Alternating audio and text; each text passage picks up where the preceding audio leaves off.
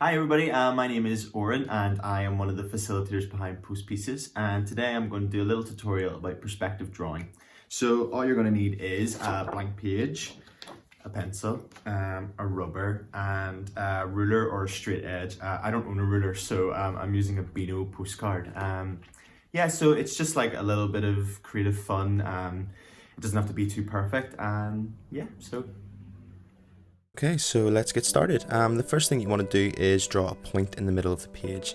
This is going to be our vanishing point, so everything in the drawing will disappear into this and really help us create that kind of 3D landscape. And the next thing you want to do is your horizon line, so you want to draw a straight line going through the point in the middle of the page. After that, you want to draw two diagonal lines coming out of the vanishing point and trying to create like a small triangle at the bottom of the page. This is going to be like a railway track, so I kind of go through now and just draw in some horizontal lines to create the tracks. You'll see that mine really aren't perfect. They don't have to be. That's kind of the thing with this kind of style of drawing, like it can be a bit messy, you can fix it up as you go. It's just kind of about creating the whole picture and then adjusting it from there really. Yeah, so these are my tracks. As you can see, like I said, they're a bit messy, but I'm not really worried about that. The next thing you want to do is draw another diagonal line coming out from the point. Yeah, we're going to use this to create like a little house just like on a road beside the railway track. Yeah, and then you want to do another line coming out from there on top of that one, just to create like the top of the house. Then you want to draw a vertical line that just connects these 2 points together. And in a shorter line, just a little bit on further down, just to create the front of the house. Horizontal line to create the side. You're going to create like a little rectangle on this side just for the side of the house, and then on top of that rectangle you're going to draw a little triangle, and that'll be for our roof. Again, don't worry too much about drawing perfect lines, like mine really aren't perfect. It kind of doesn't really matter when you've got the whole picture. Then we're going to draw another horizontal line, kind of diagonally, coming out from our vanishing point. As you'll see throughout most of this, I kind of line everything up to the vanishing point because it'll just keep everything kind of on the same perspective and makes it look like everything is kind of going into that point. So yeah, I use that to draw the doors for the house, the roof, the windows, just anything that we have on our like diagonal lines. We kind of want to keep them all parallel to each other. Just so it really creates that idea that everything is disappearing into this point. Yeah, so I just some little windows, make it look like a proper little house. Yeah, and like I said again, it really doesn't have to be perfect. Like just go nuts really with the design of your house. Like I'm just doing two little windows, but you can give it a little bay window, anything you want really. A mailbox, go nuts, why not? And yeah, basically I just go through and try and fix it up and just try and keep everything looking as if it's kind of disappearing into this point, just to help really create that landscape. The next thing that I do is create another little diagonal line, just for a little like footpath. It's just these like little details that'll really like create like quite a cool landscape for us, and it'll all just really tie the image together at the end.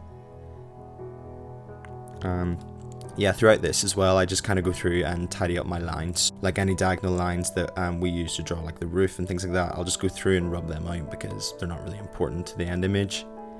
Yeah, and then on this side, I draw another diagonal line. As you can see, I've just completely ditched my version of a ruler, which is not a ruler. Just because, you know, I'm not really too fussed on it being perfect. It's just kind of more to make sure that we're really creating that kind of perspective drawing, that everything is disappearing into this vanishing point, and into our horizon line. And on this side I draw some little trees. So I think they're fir trees. I am really not a tree expert, so I have absolutely no idea what kind of trees I draw. We'll just say I created my own version of a tree for this one. So yeah, I just do those up this side of the tracks. Again, you can do anything you want on this side. You could draw another house if you wanted, some more trees, different kinds of trees, some more buildings, anything really that you want, as long as it all kind of disappears into this line. And as you'll see, similar to the house, as I go further up the line, things get bigger, taller, wider. It's just all to create that 3D effect. I'm going to speed this bit up a bit because it's just me drawing really messy trees on this side.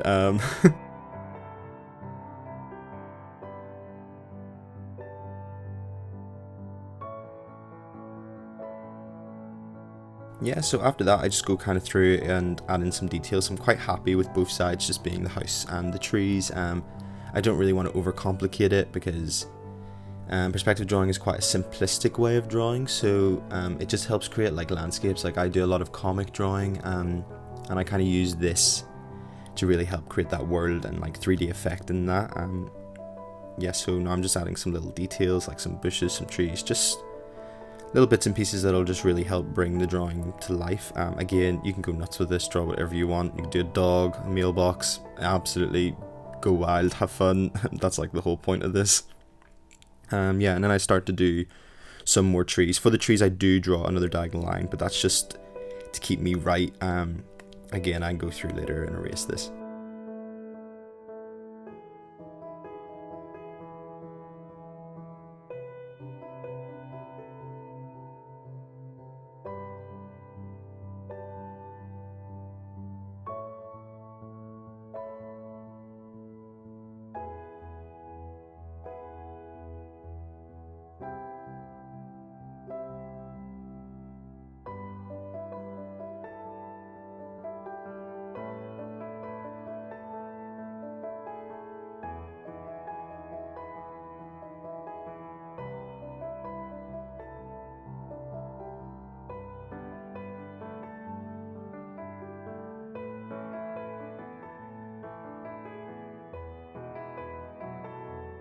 Yeah, so the next thing that I do is I kind of go along my horizon line and draw like just some like wavy lines on top, just to create like a mountain effect. Again, all of this is just to try and create like a cool landscape. You can do whatever you want in this. You could do some mountains, you could do some trees in the background if you really wanted to. I kind of always stick to mountains because I just think they create like a really nice effect at the back of the page. Yeah, so what I do now is just go through and fix up my tracks. So I draw 2 more diagonal lines coming out of the diagonal lines that I drew earlier, and then I kind of go through and just finish up the side of the tracks, and then I kind of make it into like a 3D effect by just adding some lines to the side and to the bottom of the tracks. Obviously all my lines at the minute are kind of overlapping. Again, it's all a bit messy right now, but it's not important because I'm going to go through later and fix it up. For now, I'm just kind of creating the shape that I want. Yeah, so just keep going through, tidying it up as you go. And now you can kind of see it's coming together a little bit better.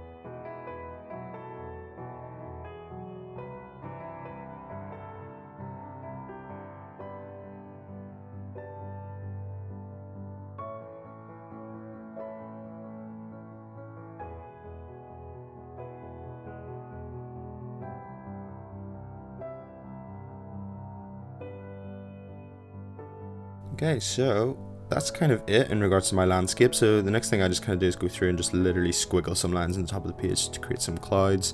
There's no real perfect way to do this. I literally just squiggle lines when I draw things like that. Yeah, just go nuts with it really. So that's our main pencil work done. So the next thing that I like to do is go through with my marker.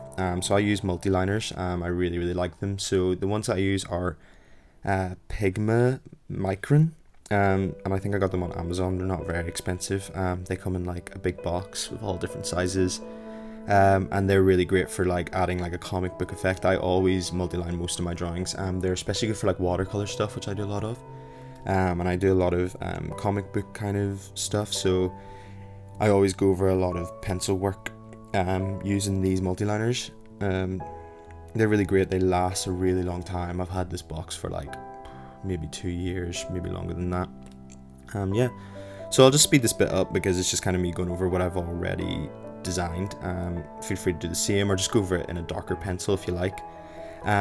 Yeah, so this is obviously like our first one of these videos, and I really hope you enjoyed it.